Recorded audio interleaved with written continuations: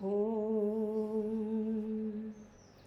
भीष्मद्रोणतटा जयद्रथजला गान्धारनीलोत्पला शल्यग्राहवती कृपेण वहनी कर्णेन वेलाकुला अश्वत्थामविकर्णघोरमकरा दुर्योधनावर्तिनी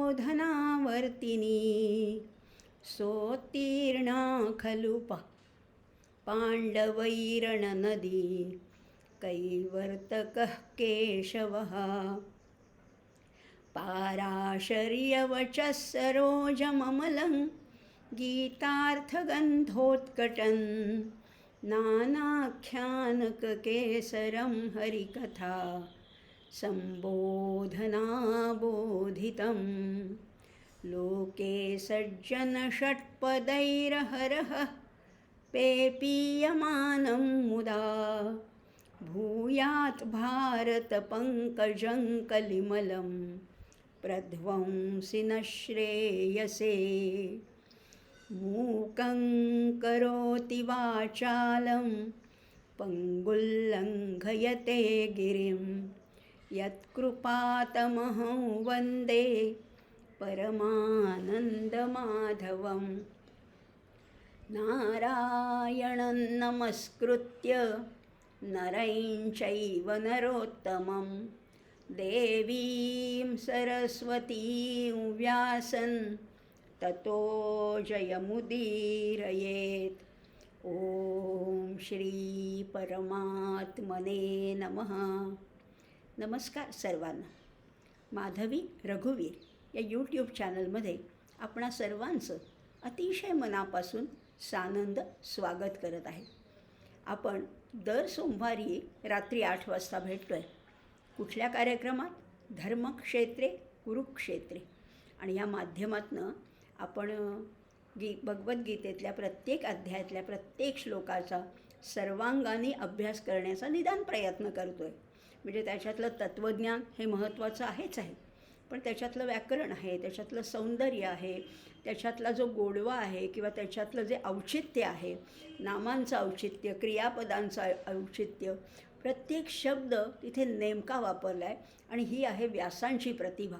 आणि तो आनंद आपण घेतो आहे. अर्थात तत्त्वज्ञान किंवा त्याच्यातलं जे काउन्सिलिंग आहे, जे समुपदेशन आहे, जे अर्जुनाला भगवंतानी केलं आहे, आपल्यालाही केलं आहे. आपलासुद्धा तोच खरं तर विचार आहे किंवा आपल्याला आपल्या कार्यामध्ये कसं प्रवृत्त व्हायचं आहे, आपलं कार्य कसं मनापासून पण तरीसुद्धा फळाची अपेक्षा न धरता कसं करता येऊ शकेल, जास्तीत जास्त त्याच्या जवळ कसं पोचता येईल, नैष्कर्म्य सिद्धी कशी प्राप्त करून घेता येईल, हाच तर आपला प्रयत्न आहे.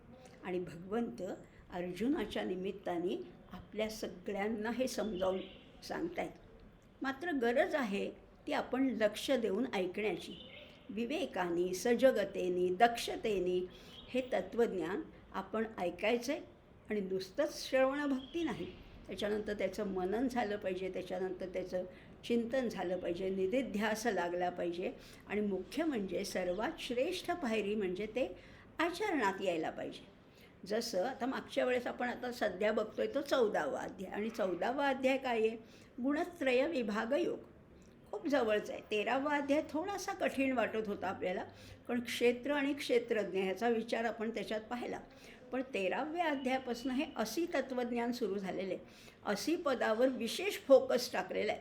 विशेष लक्ष त्या असी पदावर म्हणजे त्या अद्वैतावर, त्या एकतेवर, जीव आणि शिवाचं ऐक्य कसं आहे याच्यावर आता जास्त प्रकाश टाकताना त्याच्यामध्ये अडथळा काय आहे, अडथळा म्हणण्यापेक्षा प्रकृती आणि पुरुष हे एकमेकांपासून कसे भिन्न आहेत, पुरुष कसा आहे आणि प्रकृती कशी आहे. खरं तर मूळ प्रकृती ही त्याच्यातनंच निघालेली आहे. पण त्या मूळ प्रकृतीचे जेव्हा साम्यावस्था ढळली ना, मागच्या वेळेस आपण बोललो होतो ह्या शब्दाबद्दल, कारण हा महत्त्वाचा शब्द आहे. जोपर्यंत मूळ प्रकृतीमध्ये सुद्धा त्रिगुण होतेच, पण ते साम्यावस्थेत होते, त्यामुळे ते प्रबळ झाले नव्हते. पण ही साम्यावस्था ढळून जेव्हा त्याची विषम अवस्था झाली, तेव्हा या प्रकृतीचा सगळा हा कारभार सुरू झाला. आणि मग या गुणांचं प्राबल्य दिसायला लागलं. म्हणजे सत्वगुण कसा आहे, रजोगुण कसा आहे आणि तमोगुण कसा आहे. या सृष्टीमध्ये इतकी असंख्य माणसं आहेत, असंख्य जीवजंतू आहेत, प्राणी आहेत, पक्षी आहेत, सगळ्या गोष्टी असंख्य आहेत.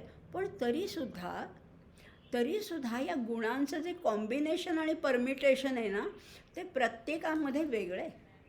हीच तर ह्याची गोडी आहे, हीच तर ह्याची गंमत आहे आणि हीच तर गीतेची महानता आहे. या भगवद्गीतेमध्ये सांगितलं आहे की प्रत्येक व्यक्ती वेगळी कशी आहे, कारण ती प्रकृतीनुसार घडलेली आहे. पण पुरुष मात्र सारखाच आहे. आत्मा, त्याला काही विकार नाही आहेत, त्याला काही कुठली बंधनं नाही आहेत, त्याला कुठल्या मर्यादा नाही आहेत. पण ह्या प्रकृतीच्या खेळामध्येच आपणही अडकतो ना.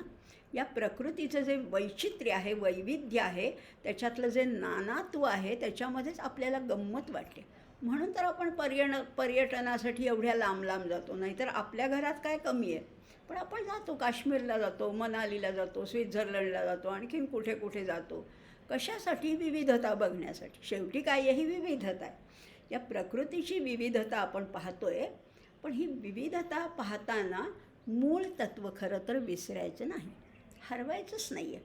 मूळ तत्त्व काय आहे? मी सुद्धा प्रकृती माझी अशी अशी आहे, माझे असं वजन आहे, अशी उंची आहे, असा रंग आहे, असं रूप आहे, माहिती आहे. पण हे सगळं कोण आहे? हे खेळ कशाचे आहेत? हे प्रकृतीचे खेळ आहेत. मी कसा आहे? जगच्चेतनाहू अनादि अनंता. मी कोण आहे? त्या चैतन्याचा एक कण आहे. पण कण जरी असलो तरी त्या चैतन्यामध्ये जेवढी शक्ती आहे, सामर्थ्य आहे, ताकद आहे, बळ आहे, तेवढं माझ्याकडे सुद्धा आहे. हे ओळखायचे, म्हणजेच या त्रिगुणांना ओलांडून पलीकडे जायचे. म्हणजेच गीतेच्या भाषेत जर का आपल्याला बोलायचं झालं तर गुणातीत व्हायचे, गुणाच्या पलीकडे जायचे. आता अर्जुनाला सुद्धा हे भगवंत सांगतात. आपण पाहिलं, हेही पाहिलं होतं की 73 श्लोक.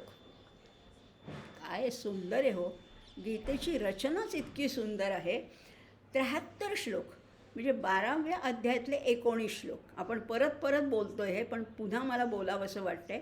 12व्या अध्यायामध्ये अर्जुनाने एकच प्रश्न विचारला होता आणि भगवंताने 19 श्लोकामध्ये त्याची उत्तरं दिली होती.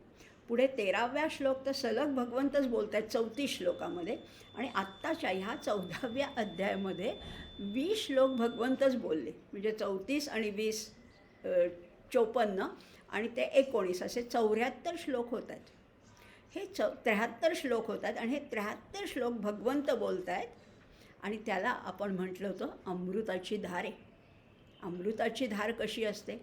सतत असते, खंडित नाही होत की आता पाणी आलं आणि मग मध्येच पाणी गेलं, असली नाही. अमृताची धार ही संतत आहे, अखंड आहे आणि संजीवक आहे. त्याच्यातनं प्रेरणा मिळते, चेतना मिळते, स्फूर्ती मिळते आणि त्याच्याही पलीकडे ती गोड आहे, माधुरी आहे त्याच्यामध्ये. अशी ही अमृतधार. आणि ह्याचाच आपण अभ्यास केला आहे. 73 श्लोक आपण अभ्यासले. पण आता याच्या पुढे भगवंत बोलत नाही आहे, कारण अर्जुनमध्येच प्रश्न विचारतो.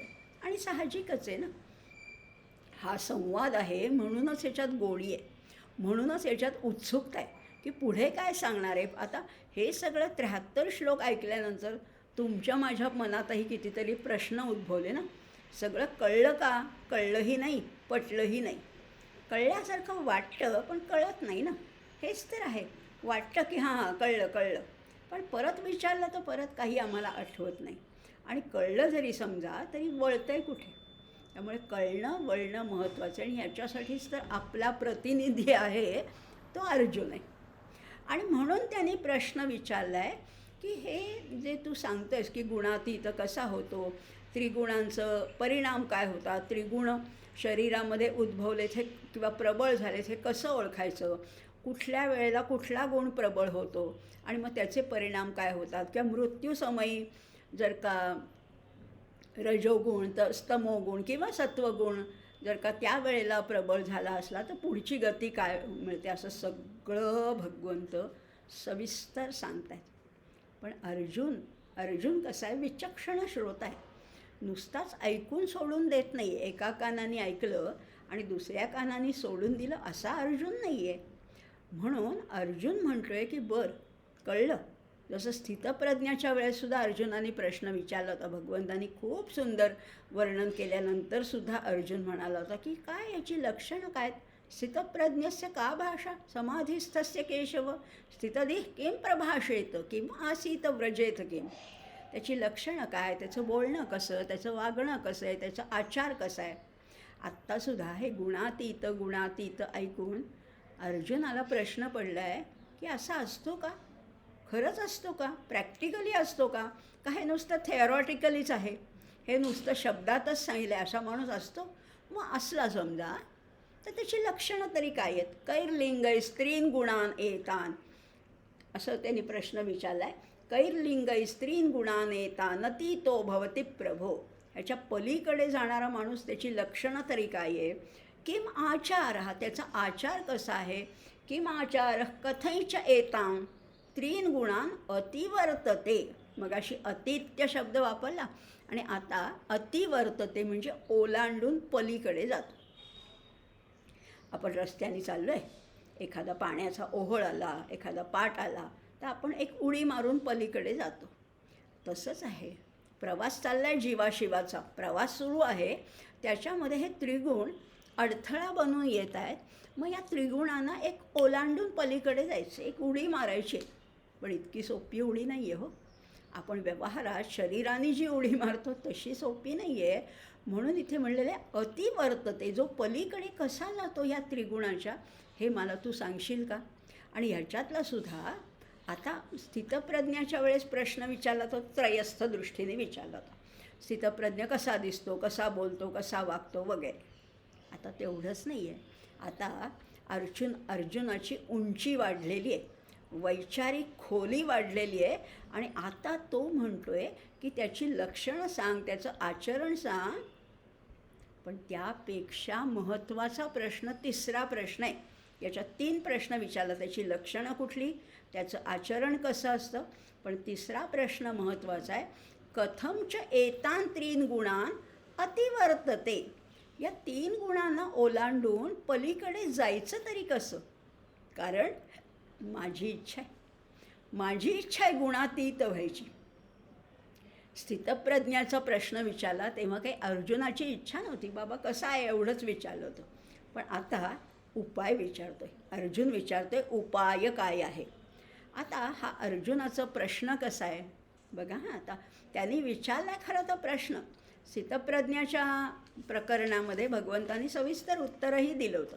पण आता अर्जुनाचा जो प्रश्न आहे तो किंवा त्याचं उत्तर समजणं इंद्रियांना सुद्धा शक्य नाही. या कानाने ऐकू येतं की नाही, आम्हाला ऐकू येतं सगळं, भगवंत सांगतील ते आम्हाला ऐकू येईल, पण आकलन नाही ना होत. इंद्रियातून हे आकलन होत नाही. आणि दुसरी गोष्ट, जेव्हा तुम्ही त्या गुणांच्या गराड्यात सापडलेले आहात तेव्हा तुम्हाला गुणातीताची लक्षणं समजणारच नाही. तुम्ही स्वतः निदान त्याच्यातून धडपड करून बाहेर पडण्याचा प्रयत्न करा. अंधाऱ्या खोलीत एखादा कोंडून घेतलेला माणूस आहे, तो विचारतोय सूर्यप्रकाश कसा असतो. तुम्ही कितीही वर्णन केलं तरी त्याला तसं आकलन होणार नाही. सूर्यप्रकाशाचं वर्णन करताच येत नाही, सूर्यप्रकाश हा अनुभवावाच लागतो. इथे तू सुद्धा तसंच आहे, गुणांच्या गराड्यात सापडलेला, गुणांच्या त्याच्यामध्ये गोवलेला जो आहे, त्या गोवलेला जो आहे, अडकलेला गुंतलेला जो आहे, त्याला गुणातीताची लक्षणं कशी समजणार? खरं म्हटलं ना तर त्याच्यासाठी गुणातीतच व्हायला हवं. पण ते भगवंत आहेत. आपण म्हणू की नाही नाही हे तुला काही झेपणार नाही, हे तुला समजणार नाही, म्हणून आपण तो विषय सोडून देऊ. पण गुरु शिष्यांची जोडी आहे ना, ही गुरु शिष्यांची जोडी आहे. त्यामुळे शिष्याचा एकही प्रश्न भगवंत कानाआड करत नाहीत किंवा तुला हे कसला प्रश्न विचारतो असं म्हणत नाहीत. कितीही अवघड प्रश्न असू दे, कितीही बालिश प्रश्न असू दे, भगवंत त्याचं सविस्तर उत्तर देणारच आहेत. पण आता मागे दिलं होतं सविस्तर उत्तर, आता मात्र भगवंतांची ही फार गोडी आहे बरं का. मला नेहमीच हे फार आवडतं गीतेतलं, संक्षेपाने.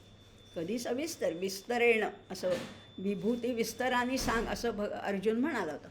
आता इथे मात्र भगवंत म्हणतात तुला सांगतो बरं का, त्याचं उत्तर सांगतो, पण किती थोडक्यात किती थोडक्यात किती थोडक्यात सांगावं हो. त्यांनी संक्षेपाने म्हणजे किती सांगू का, एवढ्या सगळ्या अध्यायाचं सार एका चरणात सांगितलं आहे. एका चरणामध्ये अनुष्ठुप छंदाच्या एका चरणामध्ये असतात 8 अक्षरं. 8 अक्षरामध्ये एवढ्या सगळ्या 14व्या अध्यायाचं सार सांगितलं. आता ती 8 अक्षरं कुठली? प्रकाश, प्रवृत्ती आणि मोह झाली 8 अक्षरं. प्रकाश, प्रवृत्ती आणि मोह. भगवंत इतकं गोड उत्तर देतात, पण त्याच्यातनं त्याचा विस्तार आपण करायचा, आपल्या कल्पनेने करायचा. भगवंत नाही सगळं सांगणार, तुम्हाला स्पून फिडिंग नाही भगवंत करणार. भगवंत म्हणतात प्रकाशेंच प्रवृत्तेंच मोहमेव च पांडव न द्वेष्टी संप्रवृत्तानि न निवृत्तानि कांक्षती. झालं सांगून. 3 गुणाचे 3 परिणाम सांगितले. सत्वगुणाचा परिणाम आहे प्रकाश, रजोगुणाचा परिणाम आहे प्रवृत्ती आणि तमोगुणाचा परिणाम आहे मोह. 8 अक्षरं उत्तर सांगून झाले. आता प्रकाश हे तुम्ही विस्तार करा बरं का. भगवंत म्हणतात आता तुम्ही ते सोडवा. बघा आता काय म्हटलेलं आहे, प्रकाश त्यांनी फक्त सांगितलं. आता हा कसला प्रकाश? ट्यूबलाईटचा, हॅलोजनचा किंवा मोठ्या रोषणाईचा? अहो तो प्रकाश नाही, हा सत्वाचा प्रकाश आहे. आणि सत्वाचा प्रकाश म्हणजे ज्ञानाचा प्रकाश. आपण पाहिलं होतं ना, सत्वात संजायते ज्ञानम. सत्वातूनच ज्ञान उदयाला येतं. म्हणजे हा सत्वाचा प्रकाश म्हणजे ज्ञानाचा प्रकाश आहे. आणि हा एकदा प्रकाश देहामध्ये पसरला की सगळी द्वारं प्रकाशित होतात, सगळीकडे तुमच्या त्यात तेज पसरतं. असा हा सत्वाचा प्रकाश आहे. आणि नुसतंच तेज नाही तर सद्गुण तुमच्या अंगामध्ये वाढायला लागतात. सत्वगुण वाढला की सद्गुण वाढतात. ते कुठले सद्गुण वाढतात? श्रद्धा आहे, भक्ती आहे, सेवा आहे, त्याग आहे. मन अतिशय शुद्ध, अतिशय निर्मळ आणि अतिशय, त्याहीपेक्षा महत्त्वाचा शब्द आता मी सांगते तो ऐका, मन अंतर्मुख होतं, बहिर्मुख नाही. बहिर्मुख मन असलं ना की ते जास्त विषयामध्ये अडकतं. जितकं ते अंतर्मुख होईल, जितकं ते आत्मसंवाद साधेल, जितकं ते आत डोकावेल, आत उतरायचे, आत पायऱ्या आहेत, या पायऱ्या उतरून अगदी अंतर्मनाच्या खोल गाभाऱ्यात आपल्याला जायचं. मग त्याच्यासाठी सत्वगुण प्रबळ पाहिजे, मग श्रद्धा पाहिजे, भक्ती, सेवा, त्याग, हे सगळे आणि मग एकदा आत उतरलं ना, आनंदच यावं, फक्त आनंद आहे. तिथे काय सुख आहे, आनंद आहे आणि सगळ्यात महत्त्वाचं म्हणजे शांती आहे. अतिशय शांतीचा एक निरतिशय निरुपम असा अनुभव आत उतरल्यावर येतो. आणि म्हणून हे प्रकाश एवढंच उत्तर दिलं आहे. विस्तार तुम्ही करा. पुढे म्हणतात प्रवृत्ती. रजोगुण वाढला की प्रवृत्ती वाढते. रजोगुण हा आपल्याला विषयांना अभिमुख करतो, विषयांकडे वळवतो. मग खाण्यापिण्यामध्ये रुची आहे, सिनेमा नाटकामध्ये रुची आहे, पर्यटनामध्ये रुची आहे, गप्पा मारण्यामध्ये रुची आहे, मित्रमंडळी जमवण्यामध्ये, व्यवसाय वृद्धीमध्ये, पैसा मिळवण्यामध्ये रुची आहे. हे सगळे विषय आहेत ना, हे सगळे विषय आहेत. त्यामुळे तो विषयाला अभिमुख करतो. मग विषयांची तृप्ती झाली समजा, हे माझं उद्दिष्ट होतं, हे माझं गोल होतं, हे माझं एम होतं, एवढा करोडो रुपयाचा बिझनेस करायचा, समजा ते पूर्त झालं तर आनंद मिळेल का? शांती मिळेल का? सुख मिळेल कदाचित. पण त्याच्या पाठोपाठ हाव वाढते. अजून समजा आत्ता 1 कोटीचा बिझनेस झाला, अजून 10 कोटी, 100 कोटी वाढतच जातं. मग हाव तर वाढतेच. बरं, हाव वाढत असताना नुसती माझी एकट्याची हाव वाढत नाही, तर इतरांबद्दल द्वेष वाटायला लागतो. जे पुढे जात आहेत, जे वरती चढत आहेत, त्यांच्याविषयी द्वेष वाटायला लागतो, अनुराग, आसक्ती वाटायला लागते, काम, क्रोध, प्रवृत्ती हे सगळं बळावायला लागतं. रजोगुण वाढला की त्याने एका शब्दात सांगितलं प्रवृत्ती. प्रवृत्तीमध्ये हे सगळं आलं. एवढं जे काय एक पॅरेग्राफ आपण बोललो त्याच्याबद्दल, हे सगळं त्या एका प्रवृत्ती शब्दामध्ये आलं आहे. आणि तमोगुणामुळे मोह वाढतो. प्रकाशेंच्या प्रवृत्तींच्या मोहम. आता च काढून टाकूया आपण फार तर. प्रकाश, प्रवृत्ती, मोह. आता तमोगुणामुळे मोह वाढतो. मोह वाढला की संभ्रमित अवस्था होते. मोह याचाच अर्थ आहे संभ्रम, कन्फ्युज्ड. काय म्हटलेलं आहे, मोह वाढला की अविवेक वाढतो, नीट निर्णय घेता येत नाही. अर्जुनाचा सुद्धा मोह वाढला, नीट डिसिजन घेता आला नाही. डिसिजन घेता आला आयुष्यात सुद्धा, अर्जुनाचं जाऊ दे, अध्यात्मातलं जाऊ दे, व्यवहारात सुद्धा कुठल्याही गोष्टीमध्ये डिसिजन घेता आला नाही की पुढे सगळा गोंधळच होतो. साधे साधे निर्णय चुकले की सगळं पुढे गोंधळाला आमंत्रणच असतं. त्यामुळे मोहाच्या पाठोपाठ अविवेक येतो, मग मन सुन्न होतं, निराश होतं आणि मग मनाची सावधानता, दक्षता किंवा आंतरिक जाणीव संपून जाते. जो ॲलर्टनेस पाहिजे ना, प्रत्येक व्यक्ती ही तत्पर पाहिजे, तत्पर. अचानक कुठलंही संकट, आणि संकटही अचानकच येतात. कुठली साधी घरातली एखादी गोष्ट संपणं असू दे, अचानक पाहुणे येणं असू दे, अचानक काहीतरी वीज कोसळणं असू दे, अचानक काही गोष्टी कितीतरी घडतात.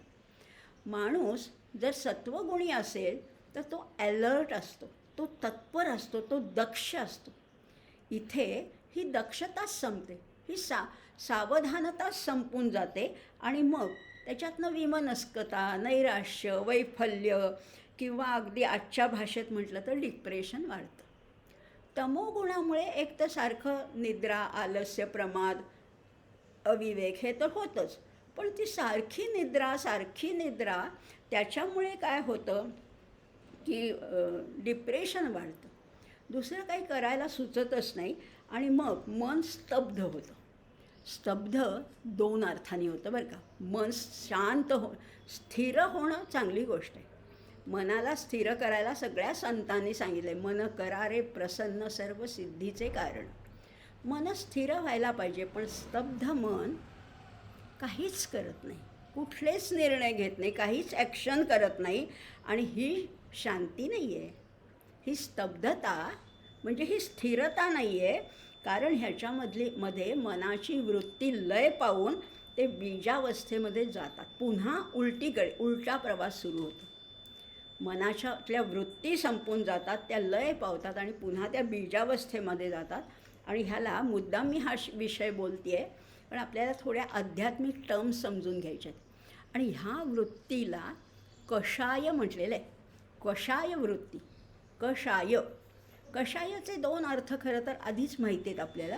कषाय म्हणजे चहा किंवा कषाय म्हणजे काढा.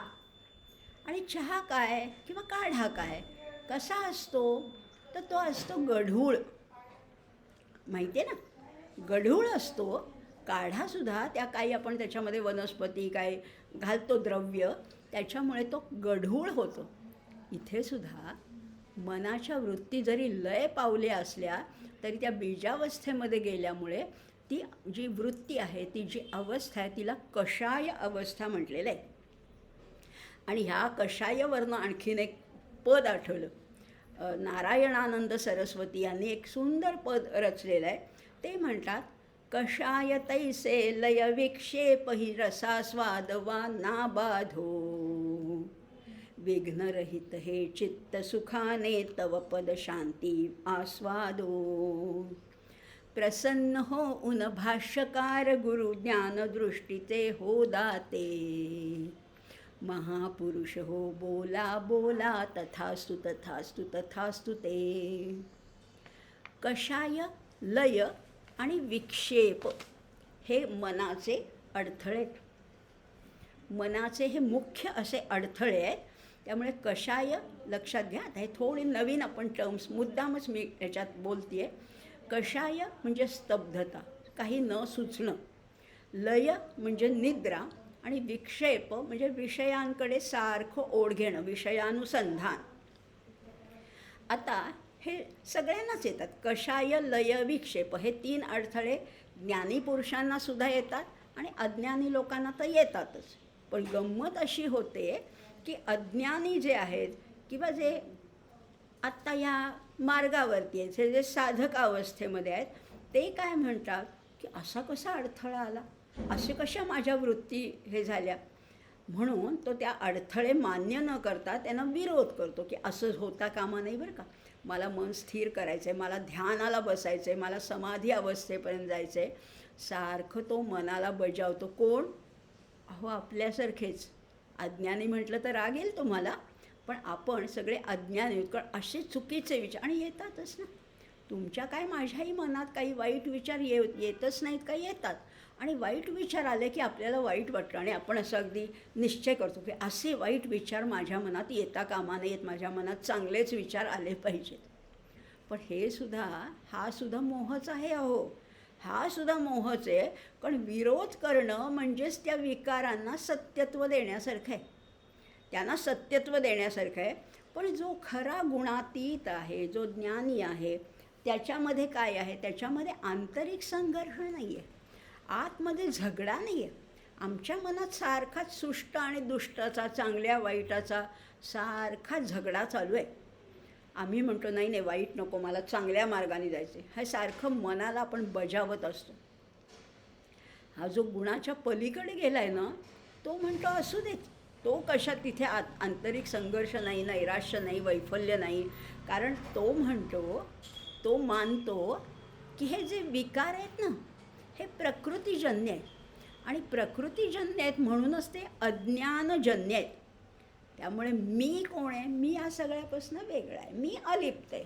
मी, ज्याला मी म्हणते, ते मी हे प्रकृतीचं कार्य नाही आहे. मी कोण आहे? मी चैतन्य स्वरूप आहे, मी दृश्य नाही आहे. दिसतो का मी तुम्हाला? तुमच्यातला तुम्ही म्हणजे मी तुम्हाला दिसतो का? तो दृश्य नाही आहे. आणि जो दृश्य नाही आहे तो द्रष्टा आहे, पाहणारा तो आहे. डोळे पाहत नाहीत. मी वारंवार सांगते, डोळे पाहत नाहीत. डोळ्यांच्या मागे जी सेंटर्स आहेत, त्या सेंटर्सना चेतना पुरवणारा तो आहे.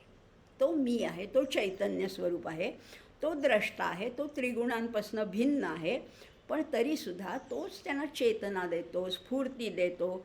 तो चैतन्य स्वरूप असा आत्मा आहे. एवढं तर आपल्याला कळलं.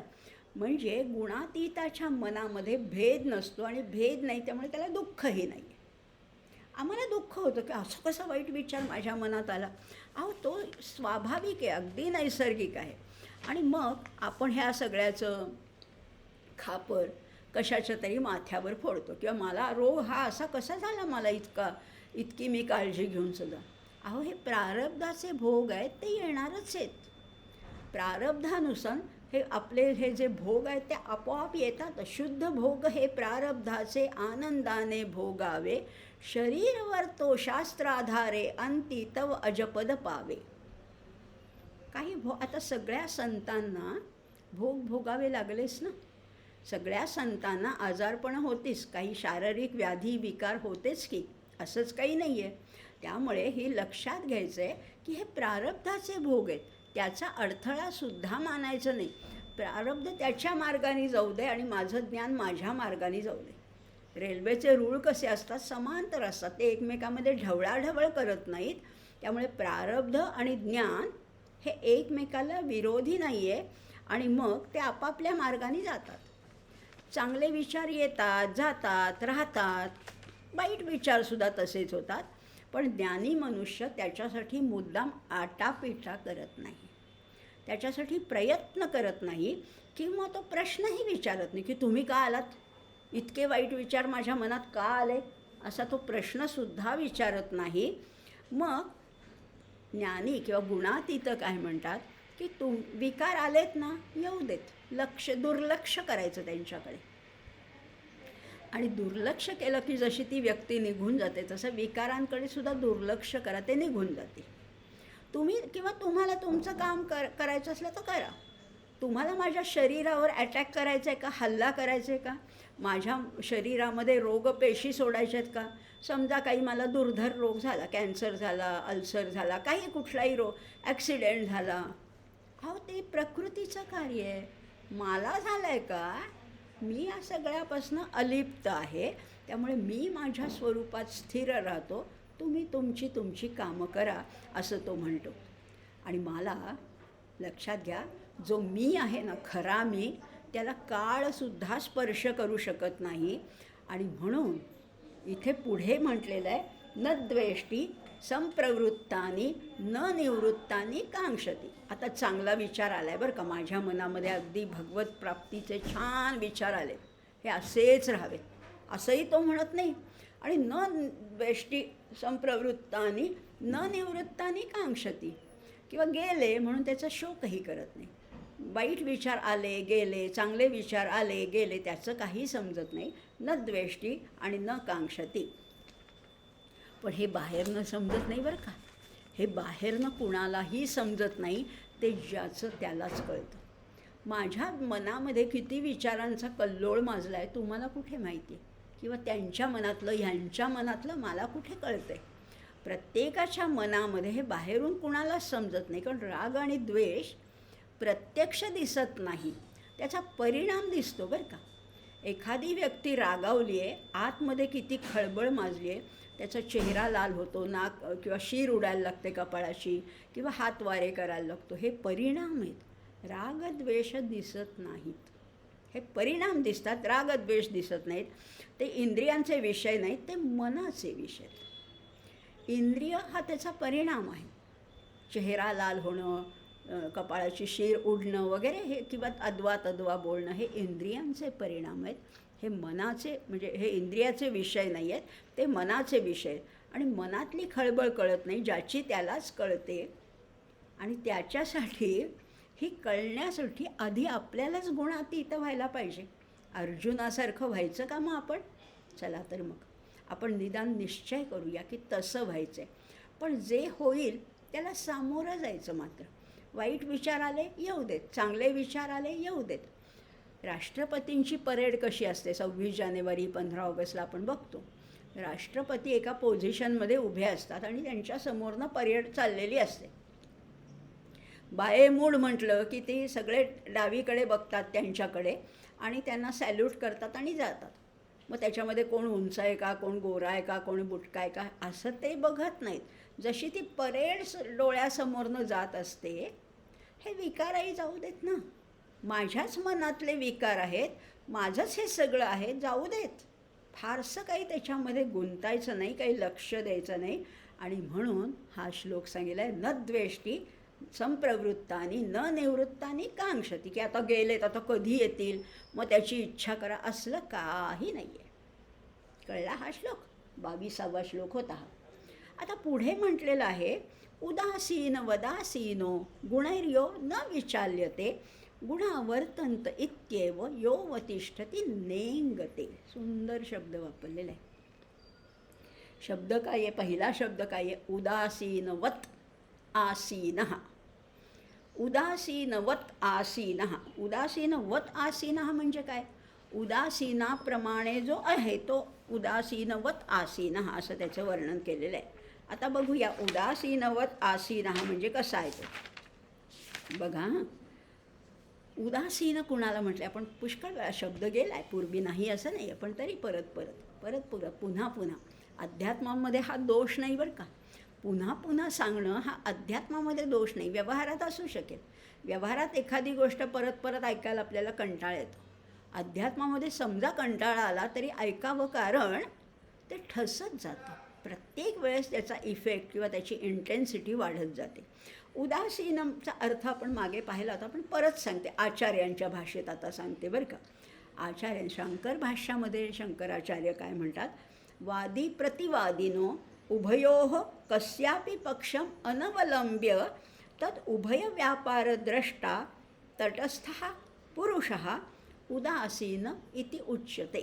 काय म्हटले? एक वादी असतो, एक प्रतिवादी असतो, हो की नाही? दोन पक्ष आहेत, एक काय म्हणतो आपण फिर्यादी आणि एक आरोपी, किंवा काही आपण त्याला वादी प्रतिवादी हा शब्द जास्त बरोबर आहे. या दोघांमध्ये कोणाचाही पक्ष न घेता, कुणाचीही बाजू न घेता, अनवलंब्य बाजू न घेता, तर उभय व्यापार, त्या दोघांचा जो व्यवहार आहे, काही त्यांची शेतीचा असेल, काही पैशाचं देवाणघेवाणीवरनं असेल, त्यांचा जो व्यापार आहे तो द्रष्टा तटस्थतेने लांबून बघतो, त्याला उदासीन म्हटलेलं आहे. मग आता आपण उदासीन कशाच्या बाबतीत व्हायचं आहे? चांगले विचार, वाईट विचार, विकार, सद्विचार या सगळ्यांना लांबून बघायचे. त्याच्यातला निर्णय योग्य द्यायचा आहे. पण हाच बरोबर आणि तोच बरोबर असं त्याच्या आग्रह धरायचं नाही. त्याच्यामध्ये प्रत्यक्ष जो सहभाग घेत नाही, तटस्थ राहतो, कोणाची बाजू घेत नाही, ढवळाढवळ करत नाही, अलिप्त राहतो, त्याला उदासीन म्हटलेलं आहे. मग उदासीनवत आसीन, हा उदासीनासारखा असलेला जो आहे तो काय करतो, कुठल्याही गुणाच्या विकाराने प्रभावित होत नाही. म्हणजे अरे बापरे, आता झोप आली, मला किती मी झोपतोय, रजोगुण तमोगुण वाढला असं वाटते, मग आता ह्याच्यासाठी एवढं करू नका. एखाद्या दिवशी शरीराची गरज असेल तर आली, ठीक आहे, त्याच्यापासनं लांब राहायचं आहे. स्वरूपाच्या निष्ठेपासनं जो ढळत नाही तो उदासीनवत आसीनो. तो काय करतो, गुणैर्यो न विचाल्यते, कुठलाही गुणाचा प्रभाव होऊ दे. सत्वगुणाचा एखाद्या दिवशी छान ध्यान लागलं, मस्त नामस्मरण झालं, छान प्रार्थना पूजा अर्चा सगळं छान झालं, म्हणून आज माझा अगदी दिवस धन्य झाला, ह्याच्यातही तो अडकत नाही. आणि आज फार कमी साधना झाली म्हणून तो खंतावतही नाही. गुणैर्यो न विचाल्यते. आणि मग काय करतो, गुणावर्तंत इत्येव, गुण हे गुणामध्ये वर्तन करतायत. प्रकृतीचे हे त्रिगुण, ही बाहेरची त्रिगुणात्मिका प्रकृती, माझी त्रिगुणात्मिका प्रकृती, यांची काहीतरी देवाणघेवाण चालली. आपण त्रयस्थाच्या भानगडीत पडतो का? रस्त्यावर दोन माणसं कुणीतरी कुणाला पैसे देते, त्याच्यात आपण पडतो का की अहो तुम्ही कशाबद्दल दिलेत, किती व्याज ठरले, पडतो का? अहो मग यांच्याकडे तटस्थतेने बघा, कारण तू तो नाहीच आहेस. ते रक्त, ते मांस, ते अस्थी म्हणजे तू आहेस का? नाही आहे ना. मग समजा काही झाल्या, मला काही व्याधी झाल्या, काही रक्ताचा विकार झाला, काही कॅन्सर झाला, काही कुठलाही अगदी रोग झाला, तटस्थतेने बघायचे, कारण मी तो नाहीच आहे. त्या शरीर हे त्याचं आहे, त्याच्या शरीरवर्तो शास्त्र आधारे अंती तव अजपद पावे. मला काय मिळवायचं आहे, ते पदापर्यंत पोचायचं. शरीराचे व्यवहार शरीराला करू दे, सर्दी झाली, खोकला झाला, ताप आला, पाय मोडला, काही होऊ दे, त्याचं चालू दे. गुणावर्तंत इति एव योवतिष्ठती न इंगते, असं मानून जो स्थिर राहतो तो कधीही कंपित होत नाही. नेंगते शब्द गेला होता आपल्याला 6व्या अध्यायात. यथा दीपोद्दिमातस्थो नेंगते सोपमा स्मृता. आठवते ना, नेंगते म्हणजे ज्योत फडफडत नाही. आमची ज्योत सारखी फडफडत असते. सामान्य माणसांची ज्योत जरा सुख आलं की वा वा वा वा, दुःख आलं की जरा रडत बसतात. हा नेंगते न इंगते असं त्याचं म्हटलेलं आहे. असा तो आहे, त्यामुळे सगळ्याच्याही पलीकडे तो आहे. आता असा जो आहे, आता बघा, आता 23वा श्लोक आपला चालू आहे. अशा गुणातीत पुरुषाची लक्षणं काय आहेत बघा. आता उदासीनवत आसीन, आता हा बघितलाच आपण अर्थ. आणखीन वेगवेगळ्या लेखकांनी, वेगवेगळ्या विचारवंतांनी ह्याच्याबद्दल काय काय म्हटलं आहे तेही आपण बघणार आहोत. जो केवळ साक्षी रूप आहे, म्हणजे उदासीनवत, साक्षी रूप राहून गुणांनी विचलित होत नाही आणि गुणगुणात वर्तन करतायत असं मानतो. त्यामुळे असं मानून तो त्या सच्चिदानंद घन परमात्म्याच्या ठिकाणी ऐक्यभावाने स्थिर राहतो. यो अवतिष्ठती न इंगते, आणि त्याला गुणातीत म्हटलेले.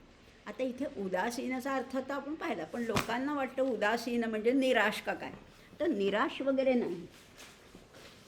निराश असा अर्थच घ्यायचा नाही बरं का. ह्याचा अर्थ निराश नाही आहे. उद आसीन, उद म्हणजे वरती, साक्षी, अलिप्त. आणि त्यांना हे कळतं की हा सगळा विश्वप्रपंचच मुळी मिथ्या आहे, हे त्यांनी जाणून घेतलेलं असतं. त्यामुळे प्रकृतीतल्या त्रिगुणांनी जरी छळलं तरीसुद्धा साक्षी रूपाने तो त्याच्याकडे पाहतो, त्याच्यात गुंतत नाही.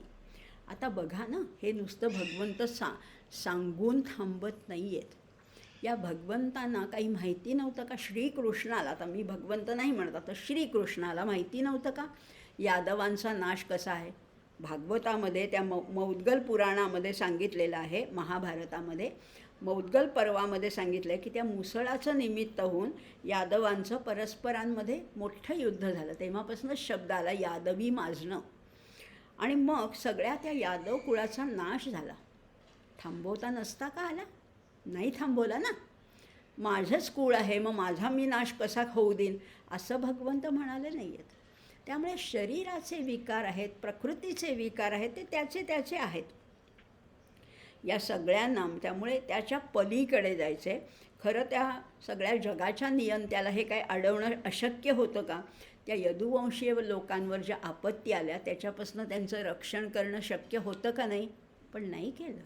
जे घडायचे ते घडू दे, कारण हे गुणगुणात वर्तत आहेत हे त्यांनी ओळखलं होतं. आणि म्हणून गुणागुणेषु वर्तन्त इति मत्वा न सज्जते असंही म्हटलेलं आहे. गुणावर्तन्त इत्येव योवतिष्ठती नेंगते. आता कसा असतो तो गुणातीत? बघा, आता आधी विचारलं होतं लक्षणं काय, आता ही लक्षणं सांगितली ह्या 2 श्लोकात. 22 आणि 23व्या श्लोकामध्ये लक्षणं सांगितले. आता त्या गुणातीत पुरुषाची म्हणजे त्याचं आचरण कसं आहे बघा. समदुःख सुखस्वस्थ समलोष्टाश्मकांचनः तुल्य प्रिया प्रियो धीरस्तुल्य निंदात्मसंस्तुती. आता तो कसा आहे बघा, त्या गुणातीताचं आचरण कसं आहे त्याला एक फार सुंदर उपमा दिली आहे. वस्त्र असतं की नाही, वस्त्राच्या आत बाहेर जसं सुताशिवाय काहीच नसतं. वस्त्राच्या आत बाहेर, आता हा रुमाल आहे, याच्या आत काय आहे? सूत आहे, आणि बाहेर काय आहे? सूतच आहे. वस्त्राच्या आत बाहेर जसं सुताशिवाय काही नसतं, त्याप्रमाणे सगळं चराचर विश्व आहे ते ईश्वर रूपच आहे. हे तो महात्मा, तो गुणातीत, तो ज्ञानी पुरुष पाहतो. देहाचे तादात्म्य टाकून तो आत्मस्वरूपामध्ये स्थिर होतो. प्रकृतीशी तादात्म्य नको आहे, पुरुषाशी तादात्म्य पाहिजे. माऊलींनी तर फार सुंदर वर्णन केलं आहे. माऊली म्हणतात, पै निद्रिताचेनी अंगेशी, पै निद्रिताचेनी अंगेशी सापूतैशी उर्वशी तेवी स्वरूपस्था सारिशी देही द्वंद्वे. आता बघा, निजलेला आहे एखादा माणूस, त्याच्या शेजारी अगदी गाढ झोपलेला आहे. शेजारी साप आहे का उर्वशी अतिशय अप्सरा आहे सुंदर, ह्याचं त्याला जसं भान नसतं, तसा जो स्वरूपामध्ये स्थिर झालेला आहे त्याला म्हणजे सत्वगुणाला काय, रजोगुणाला काय, त्याचं कशाचंही काहीही म्हणणं नाही आहे, त्याच्यात तो अडकत नाही आहे. असा हा गुणातीत आहे. आणि ह्याची उदाहरणं काही कमी नाही आहेत आपल्याकडे. संतांशी तर मांदियाळ आहे. संतच जाऊ दे, पण थोर पुरुषसुद्धा. लोकमान्य टिळकांचे जेव्हा प्लेगची साथ आली होती 1919मध्ये, तेव्हा त्या प्लेगच्या साथीमध्ये त्यांचा अतिशय मोठा मुलगा विश्वनाथ हा मृत्युमुखी पडला. नंतर त्यांचा भाचा गेला, त्याच्यानंतर त्यांचा चुलत भाऊ, म्हणजे अनेक त्यांच्या घरातली लोक त्याच्या प्लेगच्या साथीला बळी पडले. म्हणून काही लोक त्यांच्याकडे सांत्वनासाठी आले होते की वाईट झालं बरं का तुमच्याकडे, असं वगैरे म्हणायला गेले होते. तेव्हा लोकमान्य टिळक काय म्हणाले की अवघ्या गावाची होळी पेटली असताना प्रत्येक घरातून एखादी गौरी जाणं साहजिकच आहे ना. प्लेगच्या साथीचा इतका अगदी कल्लोळ माजलेला असताना प्रत्येक घरातली एखादी व्यक्ती गेली तर त्याचं दुःख नाही करायचं, त्याच्यासाठी रडत नाही बसायचं, असं त्यांनी म्हटलेलं होतं. अशा अनेक कथा आहेत हो. एक एक व्यक्ती म्हणजे चरित्र आहे. आमचे गुरुदेव रानडे काय, आमचे योगी अरविंद काय, लोकमान्य टिळक काय. लोकमान्य टिळकांचा एकदा गुडघा दुखत होता, पण तरीसुद्धा त्यांना सिंहगडावर जाऊन, त्यांनी पूर्ण चालत जाऊन, त्यांनी सिंहगडावर जाऊन त्यांना एक लेख लिहायचा होता, तो त्यांनी तिथे पूर्ण केला.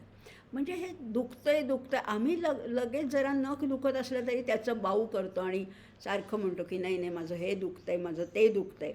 असं नाही आहे. आपल्या प्रार्थनेतच सांगितलं ना, मूकं करोति वाचालं पंगुल्लंघयते गिरिं यत्कृपातमहं वंदे परमानंद माधव. तो आहे ना, तो आहे तुमच्याबरोबर, तुम्ही काळजीच करू नका.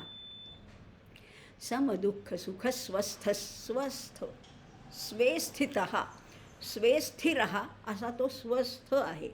आता असा समदुःख सुख स्वस्थस. आता सुख म्हणजे काय आणि दुःख म्हणजे काय हेही बघूया ना. त्या निमित्ताने आपण म्हटलं ना की सगळ्या समदुःख सुख स्वस्थ.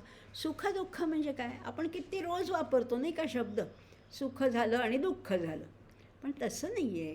शब्द त्याची व्याख्या काय, आचार्यांनी व्याख्या काय केली आहे बघा. यत्र शोभनानी हृष्टानी खानी भवंती तत्सुखम. शब्द काय वापरला आहे, उपनिषदातला शब्द आहे बरं का. खाणी. खाणी, आता खाणी आपल्याला माहिती आहे. खाणी म्हणजे काय, मॅंगनीजच्या खाणी, हिऱ्याच्या खाणी, सोन्याच्या खाणी वगैरे आपल्याला माहिती आहेत. पण आपल्या शरीरातल्या खाणी काय आहेत? जिथे छिद्र आहेत ना, त्या सगळ्या खाणीच आहेत. आणि खाणीचा अर्थ इंद्रिय घेऊया आपण इथे. आता ही इंद्रिय जेव्हा शोभनानी, हृष्टानी छान असतात, तृप्त होतात, संतुष्ट होतात, त्याला सुख म्हणतात. छान कानावर ऐकलं, मस्त म्युझिक ऐकलं, कुणाचं तरी गाणं, मैफिल ऐकली, बरं वाटलं, सुंदर सुगंध आला, नाकाला बरं वाटलं, छान रसनेला चव मिळाली, छान वाटलं. यत्र शोभनानी हृष्टानी खानी भवन्ति तत् सुखम. कळलं सुखाची व्याख्या. त्याच्या उलट, यत्र दुष्टानी खानी भवन्ति तत् दुःखम.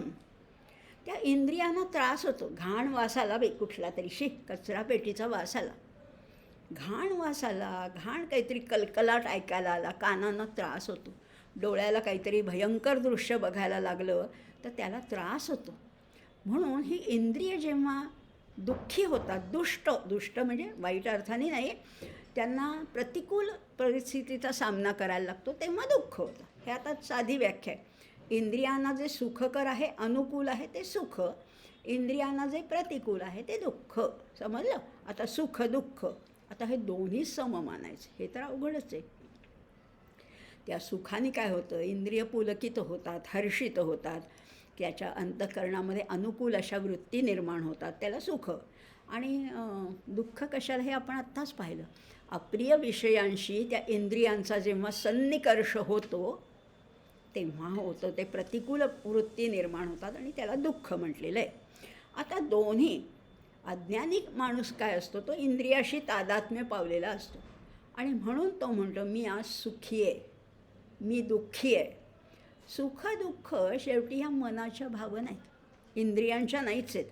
आणि त्याच्या उलट ज्ञानी पुरुष आहे ना, तो एवढ्या सुखदुःखाचे चटके सोसूनसुद्धा हर्ष विषादरहित असतो. काही नाहीच त्याला त्याचं, तो समतोल असतो, तो शांत चित्त असतो. किंवा इथला शब्द वापरूया, समचित्तत्व.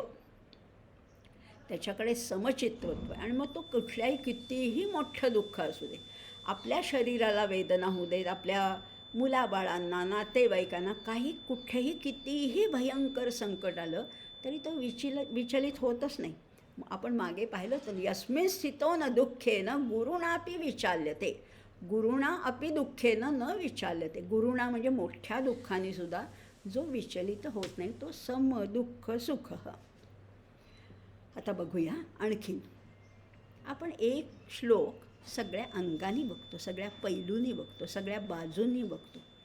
बघा हां, मन जितकं बहिर्मुख आहे ना, तितकं ते विषयासक्त होतं आणि तितकं त्या दुःखाला कारण ठरतं. बघा आता, मन बहिर्मुख, सारखं बाहेर बाहेर बाहेर जर का धावत असेल, कुठेही बाहेर म्हणजे कुठेही, फोनमध्ये म्हणा, सोशल मीडियामध्ये म्हणा, टी व्हीमध्ये म्हणा, जर का सारखा तुम्ही बाह्य जगाचा विचार केलात तर दुःख ठरलेलं आहे.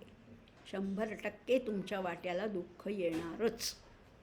पण तेच मन, बाहेर धावणारं मन तुम्ही आत वळवलं, जितकं तुमचं मन अंतर्मुख असेल, जितकं तुम्हाला एकांत साधना, मौनाची साधना साधता येईल, तितकं काय होईल, मन विषयापासून रहित होईल, निर्विषय होईल, आत्मस्वरूप होईल. आणि मग अशा अवस्थेमध्ये सुख आणि शांतीचा अनुभव येईल. बघा, बहिर्मुख व्हायचं आहे का अंतर्मुख व्हायचं आहे? बहिर्मुख आम्ही असतोच. सकाळी उठल्यापासनं फोनला सुरुवात होते. कुणाकुणाचे प्रॉब्लेम्स आपण ओढवून घेत असतो खरं म्हटलं तर. किंवा त्या टी व्ही सिरियल तर आहेतच, त्या इतक्या आपल्यावर त्या विषयांचा भडीमार करत असतात आणि त्यांची दुःख आपल्या घरात आणून ओतत असतात, अक्षरशः ओतत असतात. ती घ्यायचीत आपल्याला विकत. आपल्याला झालं आहे थोडं, ती त्यांची दुःख कशाला. मग हिला कधी मूल होणार, तिचं कधी लग्न होणार, ह्यांचं काय होणार, हे सगळं कशाला. अंतर्मुख मन वळवायचं आहे, एवढं करायला पाहिजे. आणि हे ज्ञानी, त्या गुणातीताला हे जमतं.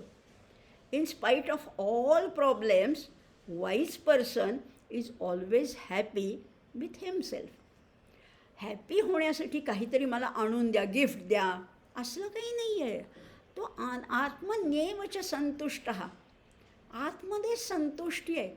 बाहेरनं तुम्ही काही वस्तू आणून द्या किंवा कोणी भेटलं म्हणून त्याला आनंद, आतमध्येच संतुष्टी आहे. प्रॉब्लेम्स नाही आहेत का? प्रॉब्लेम्स खूप आहेत, पण त्या प्रॉब्लेम्समध्ये तो अडकत नाही असं त्याचं म्हटलेलं आहे. आणि म्हणून समदुःख सुखस्वस्थस. आणि पुढे म्हटलेलं आहे समलोष्टाश्म कांचन. हा समलोष्ट अश्म कांचन. लोष्ट म्हणजे मातीचं ढेकूळ, अश्म म्हणजे दगड, आणि कांचन म्हणजे सोनं. त्याच्यात काय साम्य आहे हो? पण त्यांना वाटतं ना, गुणातीताला हे साम्य वाटतं, कारण त्याच्या सगळ्या पलीकडे तो गेलेला आहे. बघा ना, तुकाराम महाराज म्हणतात की सोनं, माती, दगड हे सगळं मला माती समान आहे असं म्हटलेलं आहे. मान दंभ चेष्टा हे तो सुकराची विष्ठा. शिवाजी महाराजांनी एवढे नजराणे पाठवले, मान सन्मान दिलेला आहे, हे नको मला. काही त्याच्याशी घेणं देणं नव्हतं त्यांना. किंवा ते म्हणाले होते, तुमचे ते येर वित्त धन आम्हा मृत्तिके समान. सोनं हिरे मोती पाठवले, मला ते मातीसारखं आहे. आणि खरं हां, नुसतंच म्हणले नाही आहेत, त्यांनी ते खरंच परत पाठवलं. आणि खरी त्यांची ती दृष्टी होती, ती समचित्तत्व आहे, ती समदृष्टी आहे. आणि म्हणून इथे म्हणलेलं आहे समलोष्टाश्म कांचन. तुल्य प्रिया प्रियो धीरस्तुल्य निंदात्मसंस्तुती. तुल्य प्रिय किंवा अप्रिय, प्रिय अप्रिय सम मानायचं. कसं काय?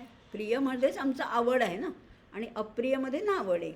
पण बघा ना, जो प्रिय आणि अप्रिय सम मानतो, किंवा सिद्धी मिळो किंवा असिद्धी मिळो, प्रिय घडो किंवा अप्रिय घडो, जो अलिप्त आहे, जो निष्काम आहे, त्याला समानच सगळं असतं. आता लोकमान्य टिळकांची तर खूप उदाहरणं पाहिली. स्वातंत्र्यवीर सावरकर, त्यांची ती बोटीतनं मारलेली उडी यशस्वी झाली, पोहून ते किनाऱ्यावर गेले, पण पुढे त्यांना पोलिसांनी पकडलं. तिथे सुरक्षा रक्षकांनी त्यांना लगेच ताब्यात घेतलं. म्हणजे त्यांची ही सगळी मेहनत वाया गेली खरं म्हटलं तर. म्हणजे असिद्धीच प्राप्त झाली ना.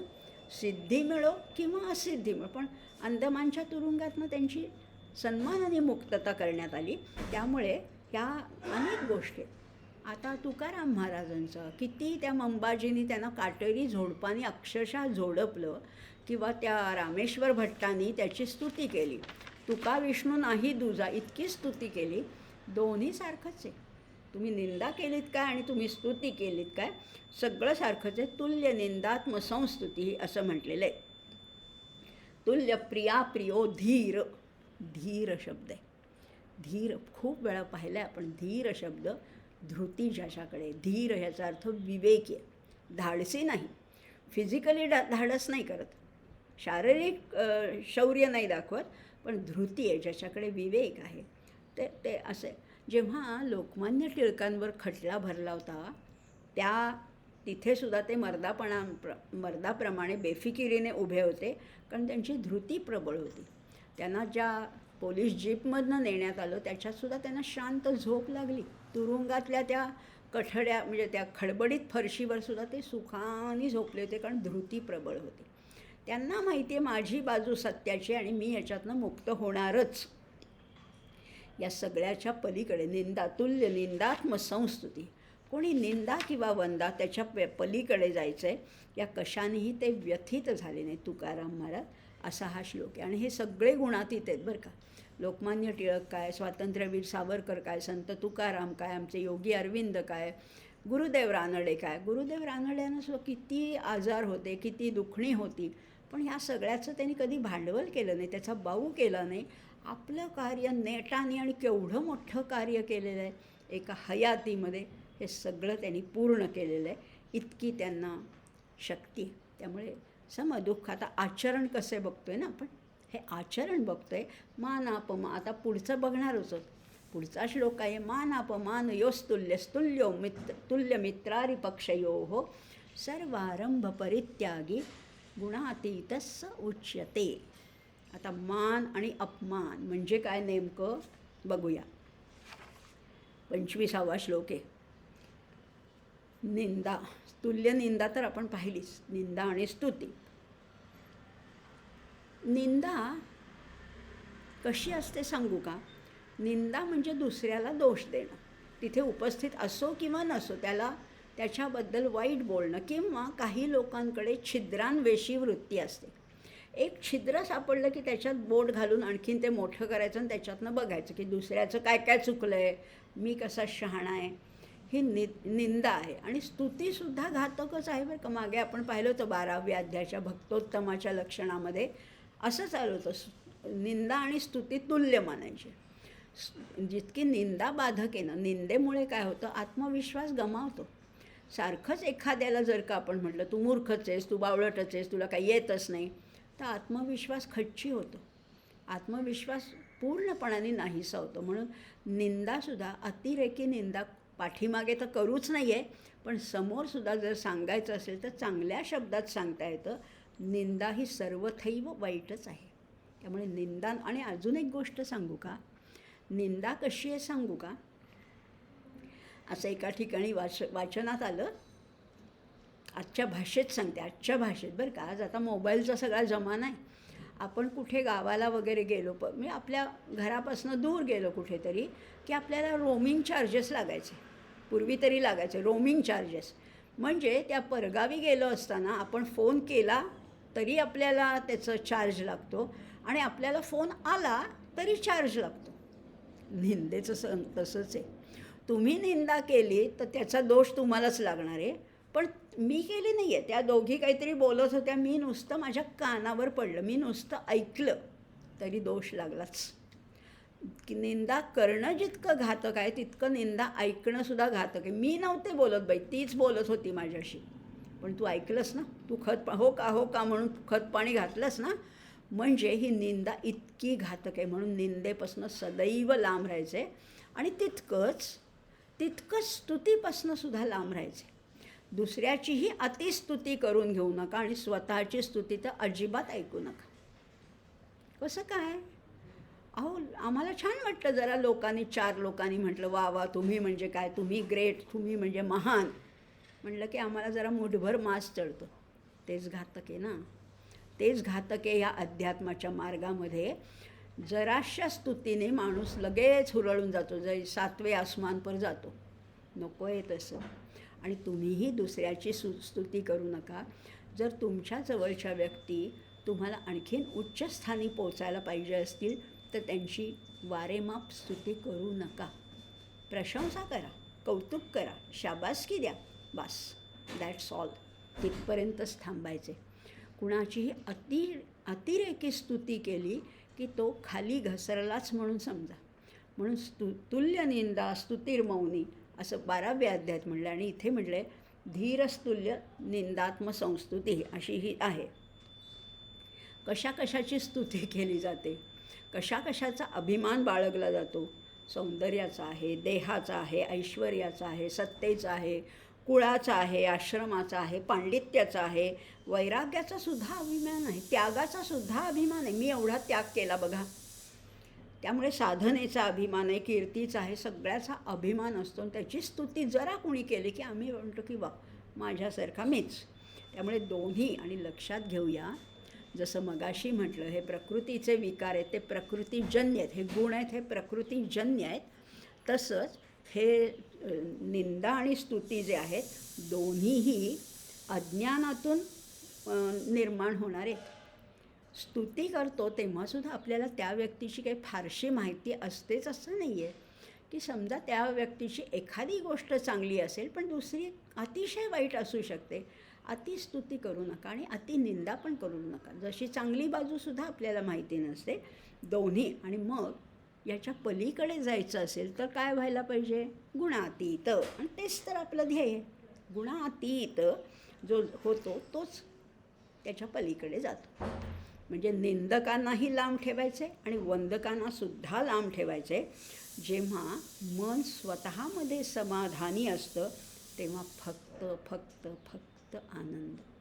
दुसरं स्वतःमध्ये यांनी सत्कार केला, त्यांनी मला शाल दिली, यांनी श्रीफळ दिलं, त्यांनी हार घातला, यांनी एक वजनदार पाकिट, त्याच्यामुळे मी नाही खुश होणार. आतमध्ये आनंद आहे, आतमध्ये आनंद इतका भरून राहिला आहे. खरीच गोष्ट आहे. योगरतो वा भोगरतो वा संगरतो वा संगविहीनः यस्य ब्रह्मणि रमते चित्तं नंदती नंदती नंदत्येव. आचार्य म्हणतात, योगामध्ये असा, भोगामध्ये असा, संघामध्ये असा, एकटे असा, कसेही असा, ज्याचं मन त्या ब्रह्मानंदामध्ये रमलेलं आहे त्याला आनंदाच्या पलीकडे काही नाही, फक्त आनंद. आणि आमचे तुकाराम महाराज हेच सारखं म्हणतात, आनंदाचे डोही आनंद तरंग. मग हा आनंद मिळवूया आपण. सुख, समाधान, सत्कार, मान मरातब मिळतील, मिळणार नाहीत असं नाही, पण त्याच्या आहारी जायचं नाही, त्याच्यात गुंतायचं नाही आहे. त्रयस्थतेने, तटस्थतेने त्यांच्याकडे लांबून पाहायचे, एवढं तर नक्कीच करता येईल असं या 25व्या श्लोकामध्ये म्हटलेलं आहे. आता बघा आणखीन हे सगळं करत असताना पुढे म्हटलेलं आहे गुणात अजून एक राहिलं, सर्वारंभ परित्यागी गुणातीतस उच्यते. सर्वारंभ परित्यागी याचा नीटसा अर्थ कळत नाही, नाही का? आरंभाचा त्याग करायचा म्हणजे काय आहे तर कर्मारंभ म्हणजे फलप्राप्तीसाठी केलेल्या कर्मांना कर्मारंभ म्हणतात. काहीतरी हेतू मनात धरून, फळाची इच्छा मनात धरून जी कर्म केली जातात त्याला कर्मांना कर्मारंभ म्हटलेलं आहे. मागे पण गेलो होतो 12व्या अध्यायात. आता इथे म्हणलेलं आहे सर्व आरंभ परित्यागी, त्या सगळ्या कर्माचा आधीच त्याग करायचा आहे. फळाच्या प्राप्तीसाठी तुम्ही कर्म करताय का, त्याचा आधीच त्याग करा. आणि अनेकदा काय होतं, आम्ही एखाद्या फळाच्या प्राप्तीसाठी कर्म केलं, ते फळ पण मिळालं, अगदी जे ठरवलं होतं, इतका पगार पाहिजे, इतकं पॅकेज पाहिजे, इतकी सॅलरी पाहिजे, मिळालंसुद्धा, पण झालं का समाधान? कामनापूर्तीसुद्धा झाली, पण उलट असंतोष वाढला. त्यामुळे खरं जो स्वरूप संतुष्ट आहे त्याला उलट तुम्ही त्या असंतोषाच्या खाईत ढकललेलं आहे. मात्र त्याच्यासाठी गुणातीत व्हायला पाहिजे. आणि तो एकदा गुणातीत झाला की सगळ्या भोगवासना गळून पडतात आणि मग तो होतो आप्तकाम. आप्तकाम होतो. आणि मग म्हणजे बघा, अजून एक त्याला दृष्टांत बघूया, म्हणजे मग आपल्याला ही संकल्पना आणखीन जरा स्पष्ट होईल. काय म्हटलेलं आहे, सर्प असतो, साप असतो. साप कसा असतो, त्याचे दात विषारी आहेत, पण एकदा दात त्याचे काढून टाकले की तो अंगावर खेळवायला सुद्धा काहीच प्रॉब्लेम नाही आहे, अंगावर खेळवता येतो. तसंच प्रत्येक कर्मातली कर्मासक्ती टाळली, फळाची अपेक्षा टाळली की कर्म करण्यामध्ये आनंद मिळतो, फक्त आनंद. त्यामुळे कर्मातली कामना संपली की कर्म कसं होतं, निर्धोक होतं, त्याच्यापासून काही भयच उरत नाही, अशी त्याची गोष्ट सांगितलेली आहे. म्हणजे बघा किती प्रत्येक सिद्धांताला एक दृष्टांत दिलेला आहे. या सगळ्या गोष्टी आपल्याला करणं शक्य आहे का, तर निश्चितच शक्य आहे. आणि मग याच्यासाठी काय व्हायचं आहे, भगवंत म्हणतात गुणातीत व्हायचं आहे, पलीकडे जायचं आहे, सगळ्याला ओलांडून जायचं आहे. आणि आता शेवटच्या काही 2 श्लोकामध्ये भगवंत समारोप करतायत, पण इतका गोड आहे हो, समारोपसुद्धा खरं संपावसंच वाटत नाही. मांच यो व्यभिचारेण भक्तियोगेन सेवते सगुणान समतीतैतान ब्रह्मभूयाय कल्पते. जो कोणी माझी भक्ती करतो, भक्तियोगाने माझी सेवा करतो, तो कसा आहे, पण कशी भक्ती, साधी भक्ती नाही आहे, अव्यभिचारी भक्ती, इकडे तिकडे न जाणारी एकनिष्ठ अशी भक्ती जो माझी करतो, गुणान समतीत्यैतान, अत्येती म्हणजे पलीकडे जातो, कशा, या त्रिगुणांच्या पलीकडे जातो. आणि मग कुठपर्यंत पोचतो, ब्रह्मभूयाय कल्पते, ब्रह्मभूयाय तिथपर्यंत तो जाऊन पोचतो, जो माझी अव्यभिचारी भक्ती. आणि या भक्तीच्या खरं तर ह्या पायऱ्या आहेत बरं का, या सगळ्या भक्तीच्या पायऱ्या आहेत. आपल्याला भक्ती म्हणजे नुसतं देवाचं दर्शन घेणं, काही नैवेद्य दाखवणं, काही हार फुले नारळ, एवढीच भक्ती नाही आहे हो.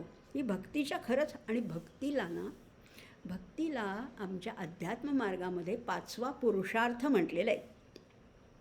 ब्रह्मरूपता प्राप्त करण्याचं साधन, एकमेव साधन म्हणजे अव्यभिचारी भक्ती. भक्ती हा 5वा पुरुषार्थ आहे. आणि खऱ्या भक्तापासनं भक्ती वेगळी काढताच येत नाही. रत्नापासनं तेज बाजूला करता येईल का? नाही येणार. साखरेपासनं गोडी बाजूला करता येईल का? कमळापासनं कोमलता बाजूला करता येईल का? वृक्षापासनं फांद्या बाजूला करता नाही अहो. भक्त आणि भक्ती ही वस्तुतः एकच असते. त्याचप्रमाणे परमेश्वर आणि हे विश्व भरून राहिलेलं आहे. या विश्वातल्या कणाकणामध्ये, धुळीच्या कणामध्ये सुद्धा तो भगवंत भरलेला आहे. त्या मुंगीमध्ये सुद्धा भगवंत हे ज्याला कळतं, ही खरी भक्ती आहे, ही अव्यभिचारी भक्ती आहे. समुद्राची लाट जशी समुद्रापासून वेगळी नसते, तसा ईश्वराहून हा दृश्य पसारा वेगळा नाहीचे मुळी. सामुद्रो हि तरंगः क्वचन समुद्रो न तारंगः. या समुद्र आणि त्याच्या लाटा जशा एकमेकाशी एकरूप आहेत, तशा या भक्तीच्या सुद्धा पायऱ्या आहेत बरं का. कशा पायऱ्या आहेत? मी तुझा आहे. पहिल्या पायरीवर भगवंत म्हणतो, हा भगवंताची मूर्ती समजा समोर आहे. मी तुझा आहे हा सेवक भाव आहे. तू स्वामी आहेस, मी सेवक आहे. जरा वरची पातळी गाठली की तो म्हणतो तू माझा आहेस. दुसरी पायरी काय? पहिल्यांदा म्हणत होता मी तुझा आहे. दुसऱ्या पायरीवर म्हणतो तू माझा आहेस, आणि मग भक्ताचा तो पारमार्थिक हक्क सिद्ध करतो. आणि मग तिसऱ्या पायरीवर वरती अजून गेल्यावर म्हणतो की आपण दोघं एकच आहोत ना, तू माझा ना मी तुझा, आपण एकच आहोत. म्हणजे तिथे जीवात्मा आणि शिवात्मा किंवा परमात्मा यांच्या अद्वैताची अनुभूती येते. शिवो भूत्वा शिवम यजेत. जे आपलं आजचं उद्दिष्ट आहे ना, की आपण म्हणतो आहे की हे कसं करायचं आहे आपल्याला, याच्या सगळ्याच्या पलीकडे जायचं. असीपद आपण बघतो आहे ना, तेच याच्यात सांगितलं. सगुणान समती इत्यैतान ब्रह्मभूयाय कल्पते. भगवंत कसे आहेत? या सगळ्याचा परम आश्रय आहेत. म्हणून शेवटचा श्लोक काय सांगतो?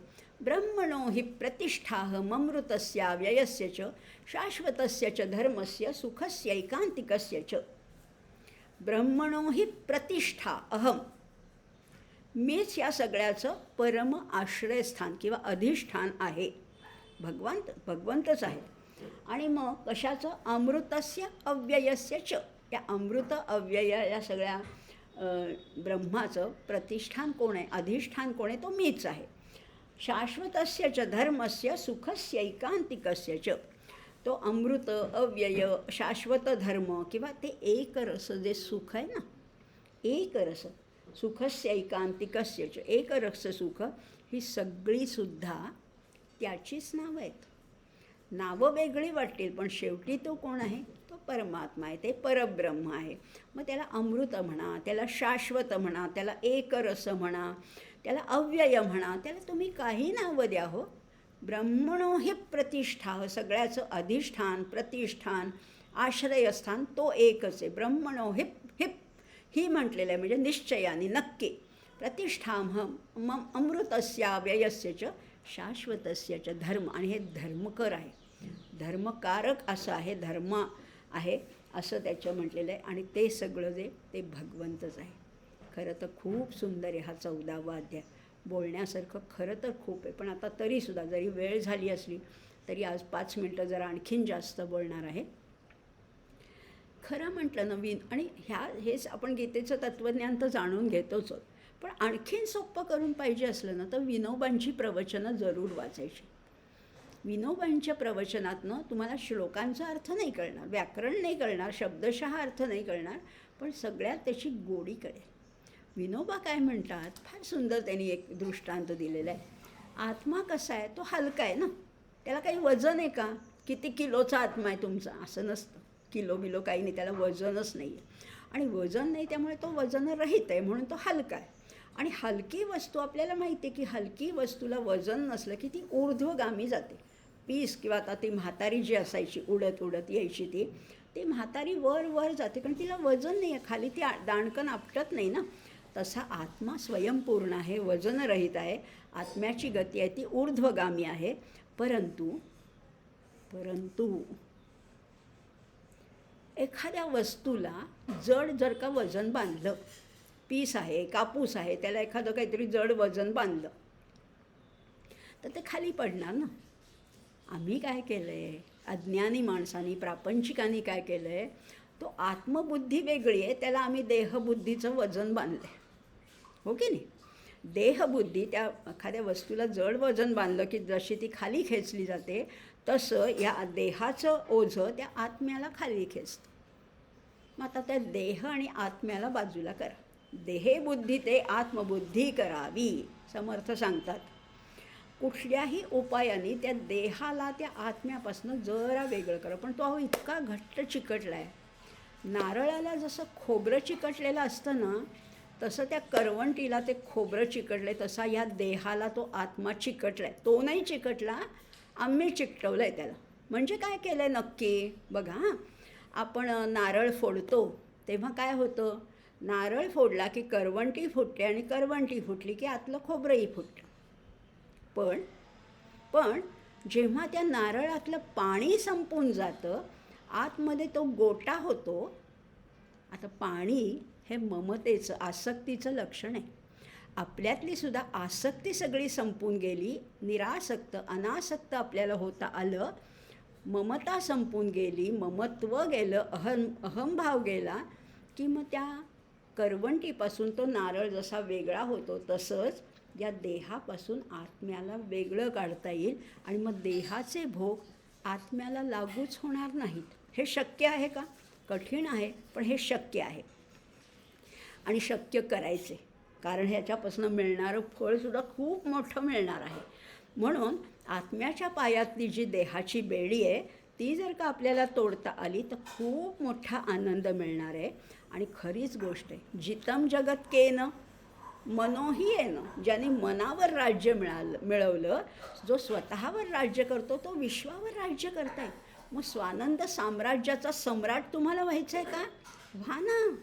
एवढं सोपं आहे की देहापासून आत्मा दूर करायचा आहे. देहाच्या त्रिगुणामध्ये त्या आत्म्याला अडकवायचं नाही. मी सगळ्यापासून भिन्न आहे, मी अलिप्त आहे, मी साक्षी आहे, मी द्रष्टा आहे. ठरलं तर मग आता मग हे सगळं एवढा 14वा अध्याय आपण बघतोय.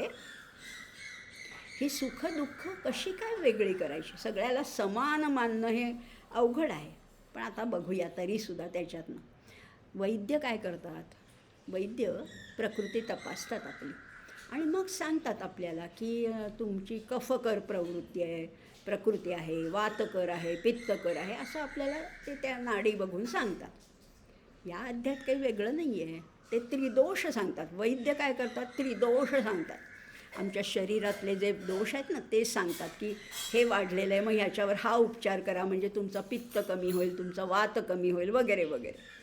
ह्या अध्यायामध्ये 14व्या अध्यायामध्ये भगवंतानी त्या वैद्याची भूमिका केलेली आहे. खरं म्हटलं तो भीषकवर आहे ना.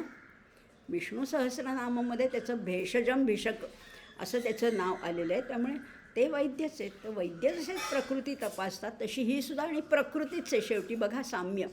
ही आपण तब्येतीला प्रकृती म्हणतो आणि ही सुद्धा सगळी विश्व प्रकृतीच आहे. ही तपासून त्यांनी उपाय सांगितलेला आहे. देहाला जसे कफ वात पित्त आहे, तसे ह्याला सत्व रज तम हे गुण आहेत. हा सगळा मसाला भरला आहे तो सत्व रज तम गुणाचाच मसाला भरलेला आहे. त्या तमोगुणाचे भेसूर परिणाम होतात आणि मग त्याच्यापासून आपल्याला बाजूला जायचे. या सगळ्याच्या पलीकडे खरंच जायचं असलं तर आणखीन एक शेवटचा दृष्टांत देते आणि मग थांबूया आपण. सत्व रज तमबद्दल बोलून बोलून बोलून किती बोललं तरी अजून संपलं का? अजून सगळे विषय संपले का? सगळे मुद्दे संपले का? नाही अहो, खूप शिल्लक आहेत अजून खरं म्हटलं तर. पण बघूया पुढच्या वेळेस थोडासा आणखीन आढावा घेऊया. एक छोटंसं जुनं उदाहरण घेऊया बरं का. जुनं आपल्या काळातलं नाही आहे, पण आपल्या पूर्वीच्या काळी किंवा आपल्या आधीच्या पिढ्यांमध्ये घरोघरी कंदील वापरण्याची प्रथा होती. कंदील होते किंवा खेडेगावात तर अजूनही असतील. कंदील वापरायचे. तर कंदिलाला सुद्धा त्रिगुण आहेत. तुम्ही म्हणाला कंदिलाला काय त्रिगुण? पण आहेत ना. म्हणजे बघा तो कंदील, त्याची वात फार मोठी झाली की त्याची काच काय होते? काळी होते. मग तो आहे तमोगुण. काच काळी होणार. मग खूप काळी झाली की काही प्रकाशच बाहेर पडत नाही, आहे की नाही? कंदिलाची काच काळी झाली की त्याचा जसा प्रकाश दिसतच नाही. मग काय करावं लागतं? ती काच काढावी लागते, ती थंड व्हावी लागते, ती धुवावी लागते साबण लावून, घासून पुसून कोरडी करावी लागते, मग कंदील पेटवावं लागतं. म्हणजे तमोगुण दूर करणं अवघड आहे. पण जर का रजोगुण आहे बरं का, कंदिलाच्या बाबतीत विचार केला तर रजोगुण आहे, म्हणजे नुसती धूळ बसली आहे. धूळ हा रजोगुण आहे आणि तो होतच म्हणजे. तर ही धूळ साफ करणं त्या मानाने सोपं आहे. जरासं पुसून घेतलं कापडाने तर तो स्वच्छ होतो. म्हणजे रजोगुण दूर करणं थोडं सोपं आहे तमोगुणापेक्षा. आणि सत्वगुण काय आहे? आता सत्वगुण तर प्रकाशच आहे ना, प्रकाशच आहे. पण प्रकाशसुद्धा फार डोळ्यावर आला तर त्याचाही त्रास होतो. सत्वगुणामध्ये सुद्धा एक दोष आहेच आहे ना, अहंकाराचा दोष आहे. मग काय करायचं? तो कंदिलाचा भगभगीत प्रकाश असेल तर त्याला एक कागद आड लावायचा, म्हणजे सत्वगुणावर सुद्धा नियंत्रण आणायचं.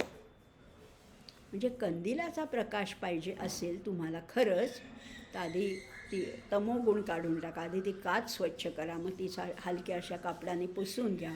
थोडासा एक कागद लावा, म्हणजे कंदिलाचा प्रकाश मिळेल पण तो डोळ्यावर येणार नाही. म्हणजे सत्वगुणाचे लाभ मिळतील पण अहंकार वृद्धिंगत होणार नाही. हे जर का करता आलं तर आपल्याला कंदिलाचा प्रकाश मिळू शकेल. मग या देहाचा सुद्धा हा कंदीलच आहे ना. आधी तमोगुण झटकून टाका. आळस, निद्रा, प्रमाद, अविवेक हे काढून टाकायचं.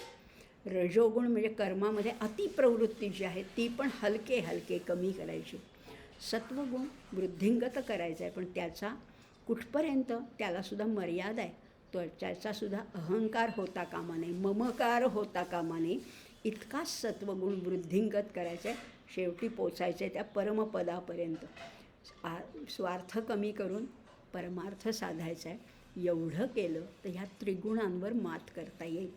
आणि निसर्ग शिकवतो ना, स्वार्थ नको, परमार्थ करा. नद्या कधी पितात का हो स्वतःचं पाणी? पिबंती नद्या स्वयमेव नांभा, स्वयं न खादंती फलानी वृक्षाः, नादंती सस्यं खलु वारिवाहाः, परोपकाराय सतां विभूतया. सगळं परोपकारासाठी करतात. मग आपण काय या निसर्गाकडनं काहीच शिकायचं नाही, काहीच धडा घ्यायचा नाही. आपण पण घेऊया ना. आपण पण स्वार्थ बाजूला ठेवूया. मी मी मी मी जे चाललं आहे ते थोडं बाजूला ठेवून इतरांसाठी पण निस्वार्थ वृत्तीने आपल्याला काम करता आलं. जेवढं घेतो आहे त्याच्यापेक्षा देता यायला पाहिजे.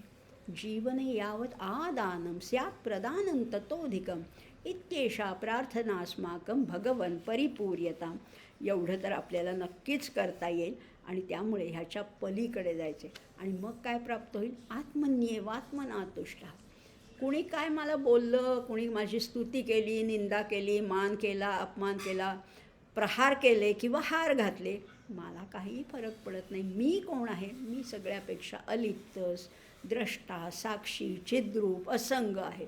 असंगोहम असंगोहम असंगोहम पुनः पुनः असं म्हणत म्हणत आपण हा 14व्या अध्यायाच्या समारोपाकडे आलेलो आहोत. अजून खरं तर झाला नाही आहे, पण पुढच्या वेळेस थोडंसं याच्याबद्दल बोलून मग आपण 15व्या अध्यायाला खरं तर सुरुवात करूया. किती आनंद आहे ना. त्यामुळे या सगळ्यामध्ये आनंदच आहे. ही देवाणघेवाणच मुळे आनंदाची. हे ज्ञानाचा हा वसा आहे. हा हळूहळू एकमेकांना सुपूर्त करायचा. आणि आपलं बोधवाक्यच आहे ना, बोधयन्तः परस्परम. एकमेकांचं प्रबोधन करणं हेच तर आपलं मोटो आहे, हेच तर आपलं एम आहे. त्यामुळे हा धर्मक्षेत्रे कुरुक्षेत्रे या उपक्रमाच्या माध्यमातून आज 14वा अध्याय संपूर्ण झाला असं म्हणूया. अजून 4 अध्याय किती दिवस लागतील माहिती नाही आहे. आज इथेच थांबूया, प्रार्थना म्हणूया.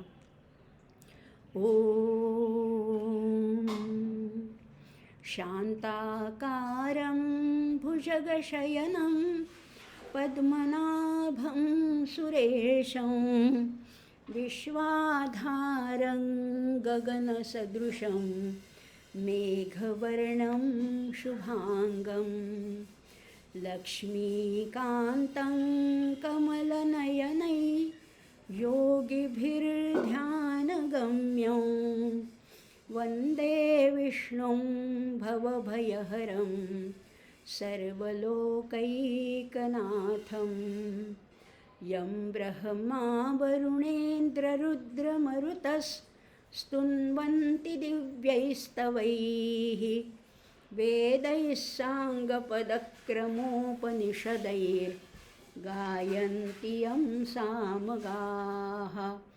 ध्यानावस्थिततद्गतेन मनसा पश्यन्ति यं योगिनो यस्यान्तन्न विदुःसुरासुरगणा देवाय तस्मै नमः देवाय तस्मै नमः देवाय तस्मै नमः।